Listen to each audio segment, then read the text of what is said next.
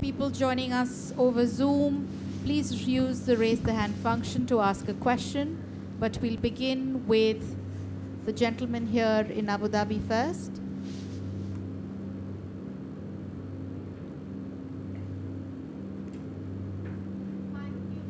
Hi, how are you? Good? Sorry we're a little bit late. It's all right. Hey, Rex.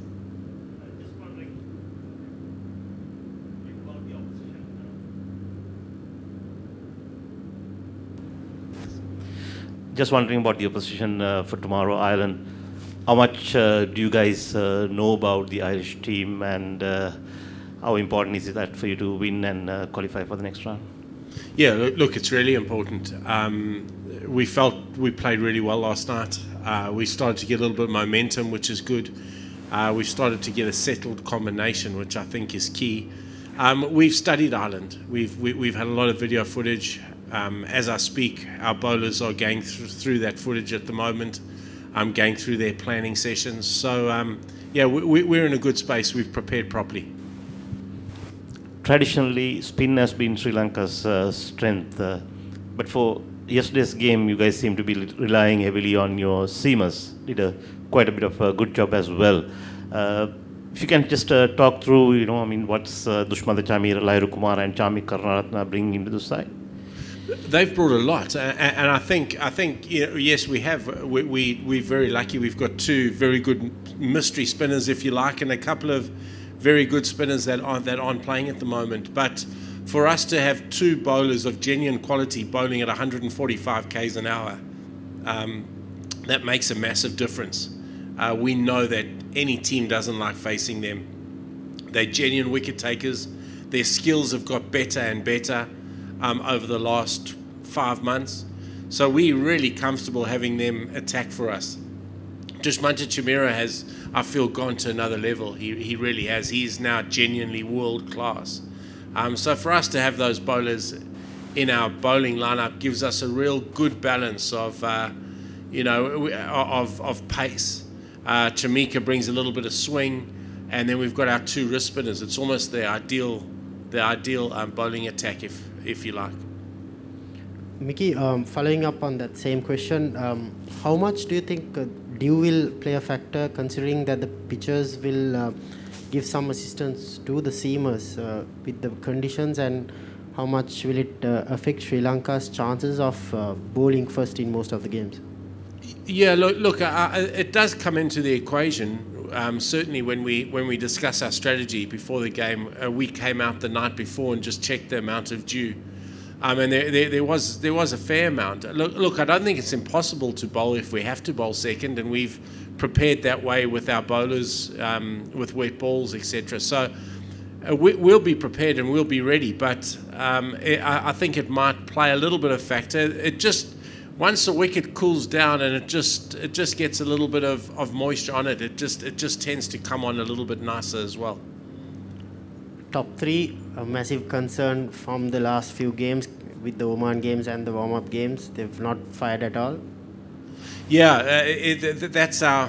I'm pretty confident with Kusal Janeth back at the top of the order now. That just gives us that attacking option. Kusal Janeth is a world-class player, so to have him back there gives us a lot more solidarity, if you like. So I'm comfortable that he's going to fire for us pretty soon. Pathum Nissanka, he's work in progress. I've said for numerous times that he is the one young Sri Lankan batsman in my time in Sri Lanka that I think is going to go on and genuinely become a world-class player for Sri Lanka. So we'll keep going with Pathum because we're investing in him going forward. And then that number 3 position has been an Achilles heel for us ever since we lost Danushka, Kushal Mendes and Nirishant Diguela. We've battled to find the right balance in our top 5. I'm comfortable we've got that balance. If we can just get that number 3 position shelved down, we'll be good. And Dinesh Chandimal has it at the moment. Hopefully he gives us a performance at some stage. We've got young Charith Asalanka, who I think is another young player that's going to play a lot for Sri Lanka. I'm just waiting in the wings. So I'm just waiting for somebody to grab that position and make it their own. You took a few people by surprise by having Avishka at number 4.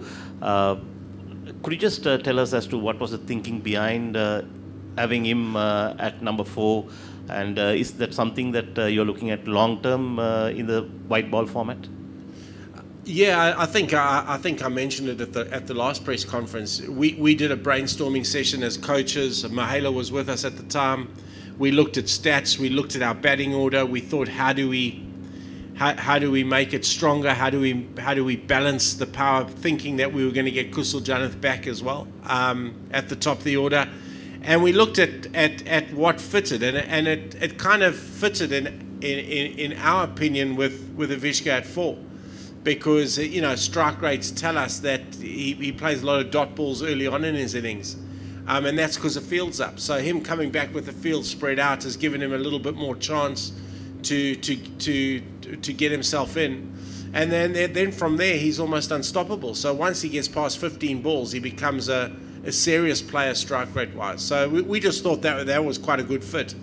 I think he'll still open for us in ODI cricket, without a doubt, but we think we found a really good position for him now in 2020 cricket, and he's been superb in that position of late.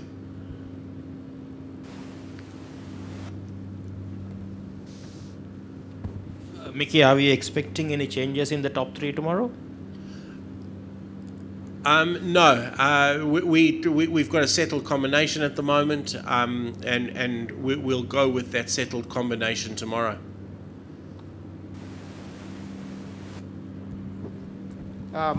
Mickey, given the experience Dinesh Chandimal has had in international cricket, where do you think he has gone wrong? Why is he struggling in the format?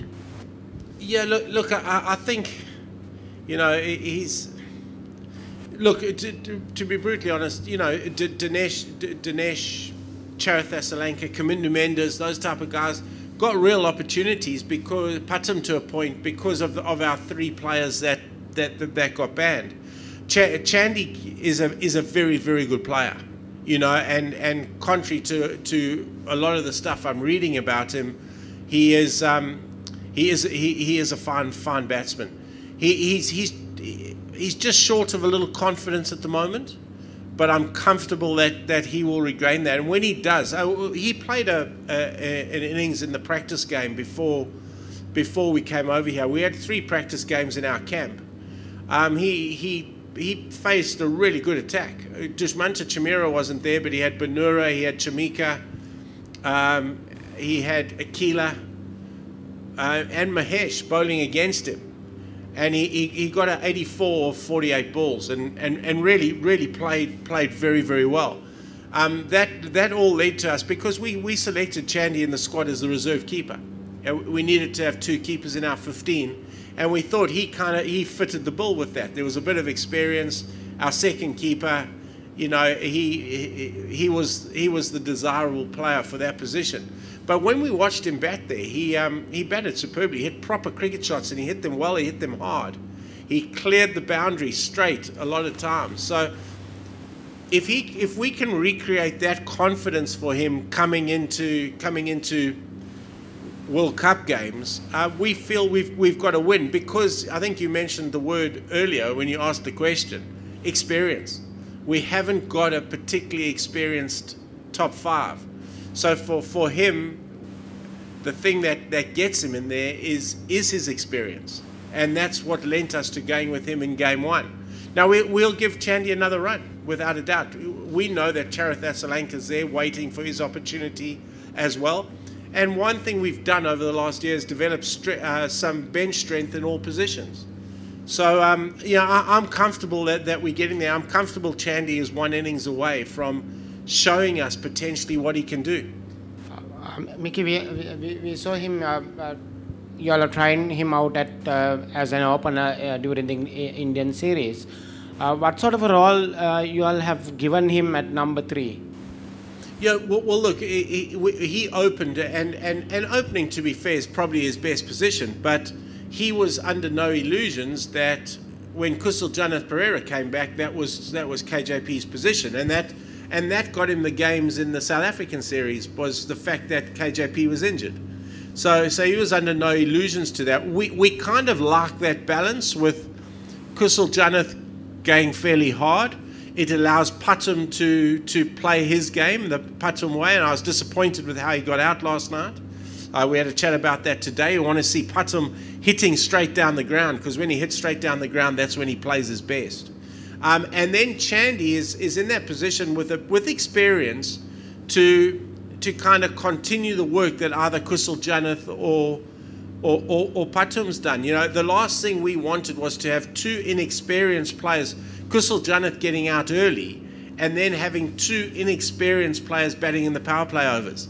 That was the last thing we wanted. So that's what got Chandy the go. And we back Dinesh Chandimal. I back him as a batsman. I back him as a player. So I'm just hoping that tomorrow he gives us what we know he can give us, or what I saw from him in that practice game. Mickey, you have put in a lot of effort in the last 4 months, the lead up to this tournament, but you've been very unfortunate with the injuries and all the suspensions and stuff like that. And boys going walkabout. And I'd like to ask, a lot of people don't seem to be rating the Sri Lankan side so much. Have you got any message for them? Look, all I can say is that I see these boys train, I see these boys work, I see these boys put the efforts in behind the scenes. We're as professional an outfit as anybody here in the competition. I thought our bowling performance last night was exceptional. Our bowling performance last night was as good as any bowling unit in this competition. I think our fielding standards have gone to another level, without a doubt. If we can just get our batting firing, we're going to be very dangerous. Questions over Zoom? No. That's a wrap. Thank you. Thank you very much.